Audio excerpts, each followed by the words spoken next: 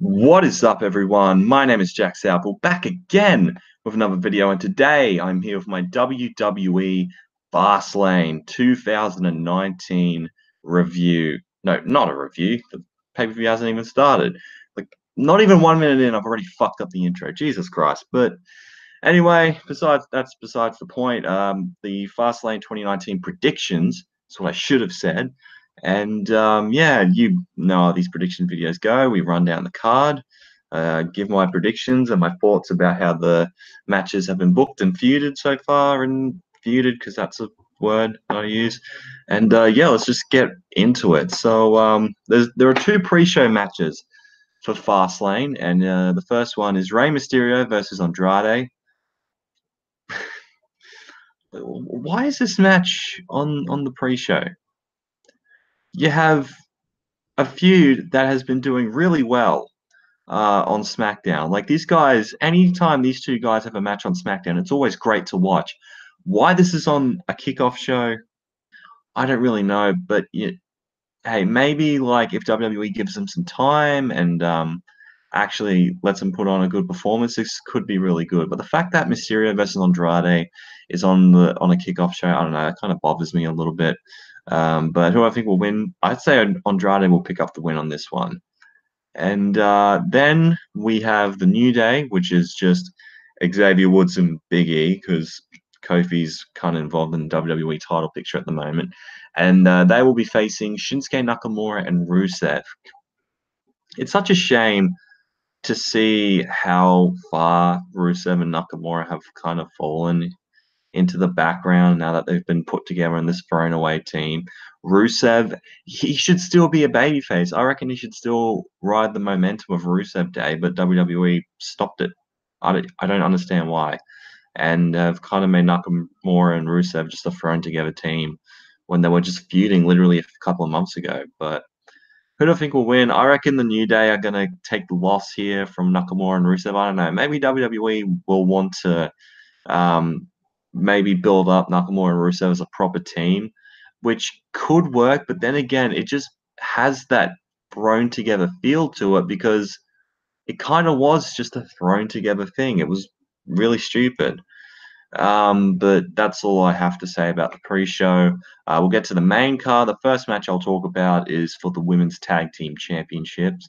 The Boston Hug Connection, Sasha Banks and Bailey, will be defending the titles against Nia Jax and Tamina. No Snooker anymore. We all know why. But yeah, Sasha and Bailey will retain. I think this match will be okay at best. I don't see this being anything too incredible. I mean, I always could be wrong.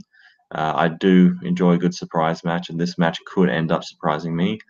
But I don't know, just with the way this match has been built up, it hasn't really been that impressive. They've basically been one member of the team has been wrestling the other member of a team in singles matches, and it hasn't really been that intriguing. But yeah, just give it to Sasha Banks and Bailey and have them defend the titles in a big matchup at WrestleMania, which is probably going to be the plan.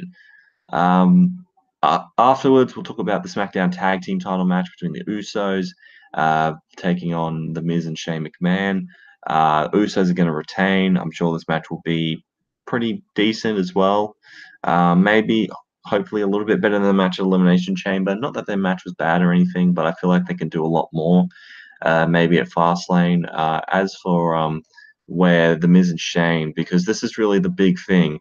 What's going to happen with The Miz and Shane McMahon after this match? Because surely this has to involve some sort of a match at WrestleMania between The Miz and Shane McMahon. I mean, it's been hinting that for quite a while now, at least since Crown Jewel, when Shane took Miz's spot in the World Cup, whatever that stupid thing was. So after this match, you'd have to think Shane is going to turn heel on The Miz or vice versa.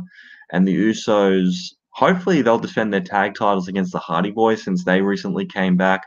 I think it'd be awesome to see an Usos Hardy Boys match at WrestleMania. I mean, you have the best team in the WWE currently going up against one of the greatest tag teams of all time. I think that would be a dream match for like tag team wrestling. I think it could be fantastic. So, yeah, the Usos to retain this SmackDown tag team title match, and the Miz and Shane to lose and cause a bit of friction between their friendship. And then we have a triple threat match for the Raw tag team titles. The Revival will be defending against Aleister Black and Ricochet, and also the team of Chad Gable and Bobby Roode. Which, are they heels now? I don't know. I didn't pay attention to the match on SmackDown. I mean, Raw is for the Raw Tag Team title, so I'm not sure if Bobby and Chad are now bad guys. Which, if so, I'm fine with. Bobby Roode is much more suited for a heel role. As for Chad Gable, I kind of like him more as a babyface, but I can kind of get if they want to make a Roode Gable team heels, which I'm fine with. As Bobby Roode's character is just natural for a heel, in my opinion. So, who do I think is going to win this match? I'm going to say the Revival are going to retain, and I don't think they're going to lose it until probably WrestleMania, if they even have a match at WrestleMania. Because if there's one team title that I think will not get defended at WrestleMania, it will probably be the Raw Tag Team titles. Because let's face it, the Raw Tag Team division is a fucking joke at the moment, and there's nothing really going on in that division other than these three teams. As for like Aleister Black and Ricochet, I would personally much rather see them as singles competitors and compete for like the Intercontinental title against Finn Balor in the future. But I get why they want to put them together.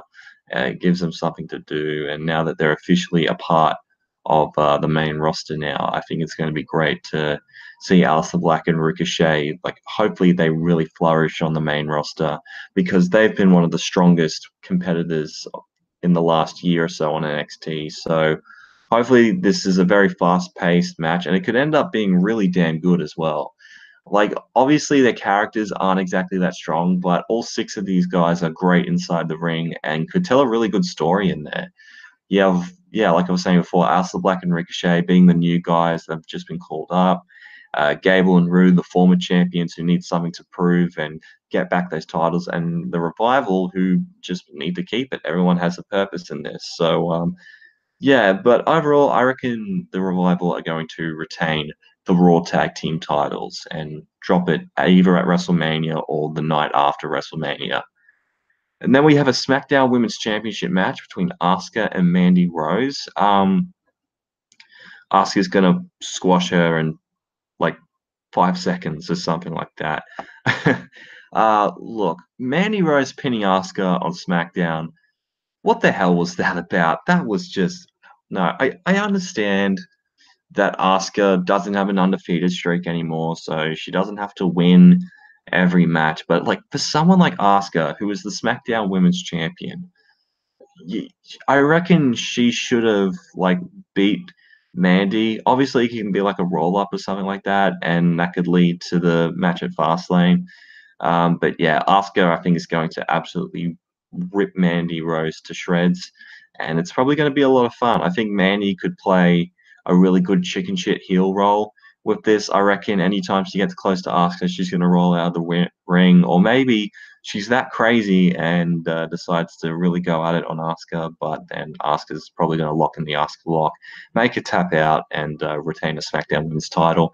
And the thing with Asuka, I don't know what they're going to do with her at WrestleMania. I genuinely don't know what they're going to do. They're probably going to give her like a six-woman match where just most of the women on SmackDown get a shot at the belt, kind of similar to like WrestleMania 33 when Alexa Bliss had to defend it against five other women on the roster, so they could go that route for Asuka and like have her beat five women at once.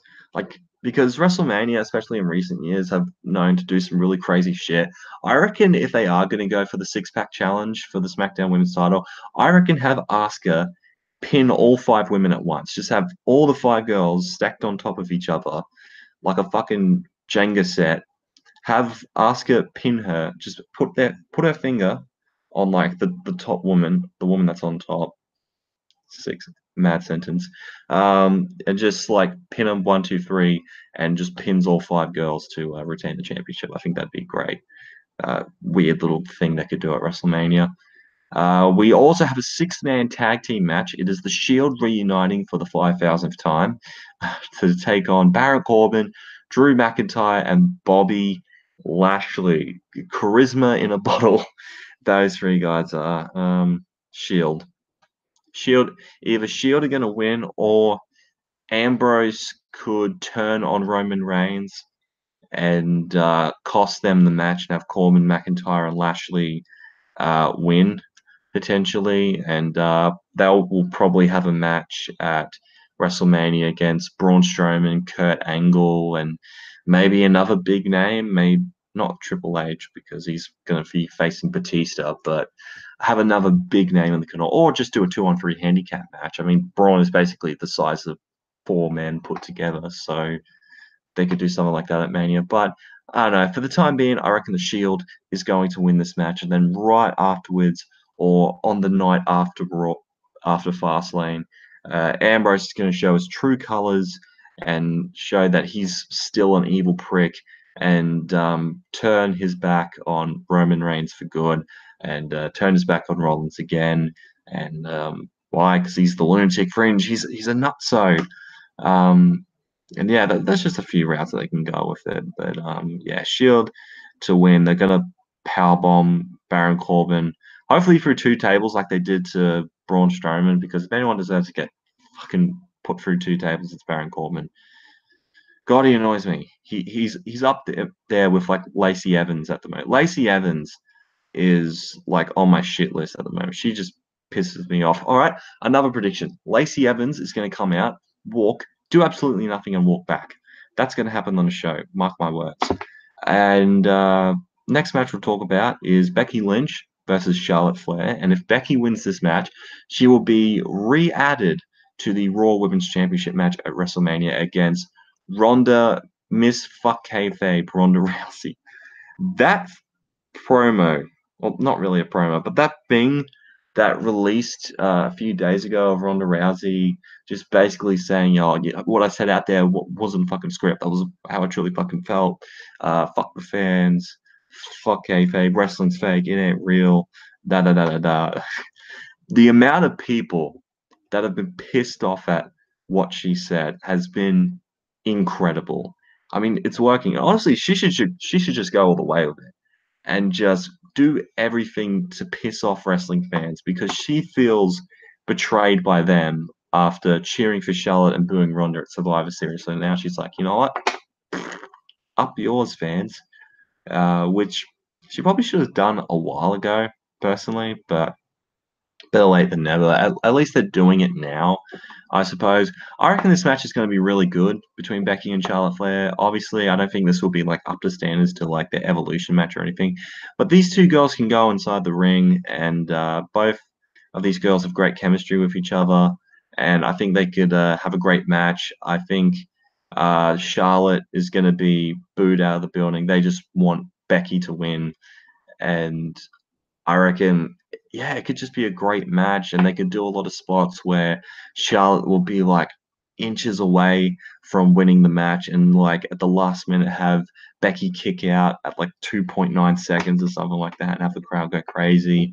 And Becky can lock in the disarmer, make Charlotte tap out, or maybe not that, but like pin Charlotte Flair to get added into the match, because everyone wants Becky to be in the Raw Women's title match at WrestleMania main event and become the new champion. Well, that's what I want anyway. But I know a lot of fans would love to see Becky in that spot, and yeah, that's my prediction for that. Becky Lynch, the man, to win that match, and then we get to what is most likely going to be the main event, or that either the semi-main event if Becky and Charlotte decide to go on last. Who knows?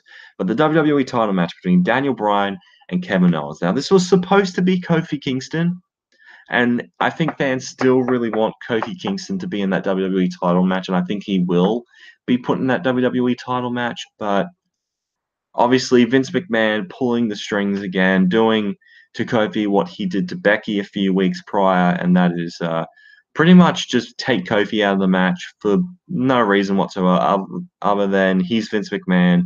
He's a nut job. He's a 73-year-old, out of touch old man who doesn't know what he's doing, and put Kevin Owens in there instead, who I'm pretty sure he's a face now. I'm quite certain Kevin Owens is a babyface now, because that promo he cut on Daniel Bryan was super babyface. Like, the stuff he was saying would probably make 2015 Kevin Owens go, I'm saying that? I'm actually supporting the fans?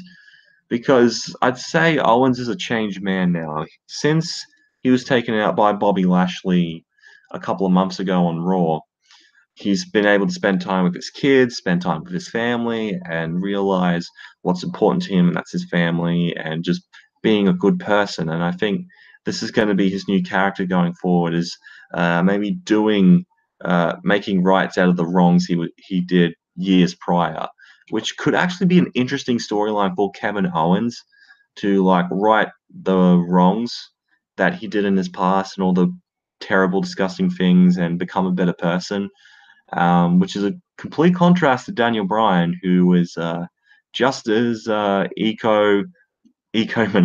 There you go. He's not egomaniacal. He's ecomaniacal, and I'm sure Rowan is going to interfere in the match. And if he does, I reckon Kofi Kingston could potentially interfere and stop Rowan. Maybe Kevin Owens could like hit the pop-up power bomb on Daniel Bryan and win the championship potentially, and they could do a triple threat with Bryan, Owens, and Kofi. But then again, Mustafa Ali just returned recently, and he was meant to be in the spot that Kofi is now.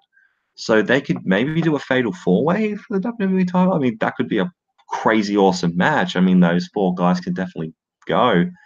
But yeah, there's a lot of different scenarios that this match can definitely go with. But I reckon Daniel Bryan is going to retain. I think Owens, similar to like what Charlotte will be with Becky, will be inches away from winning, but Rowan will interfere or Daniel Bryan will do some very low tactics in order to keep his WWE Championship. And yeah, I think this match is going to be awesome. I think this is going to be probably one of the better main events we've seen in quite some time for the WWE title, because the WWE title barely main evented of 2018. So it's nice to see the championship actually main event for a change. That's probably not going to be the same until Seth takes the Universal title from Brock Lesnar, but that's for when we do our WrestleMania predictions next month. So yeah, those are my predictions for Fastlane, the final pay-per-view before WrestleMania. So, quick rundown: Andrade to beat Rey Mysterio, Nakamura and Rusev to beat the New Day,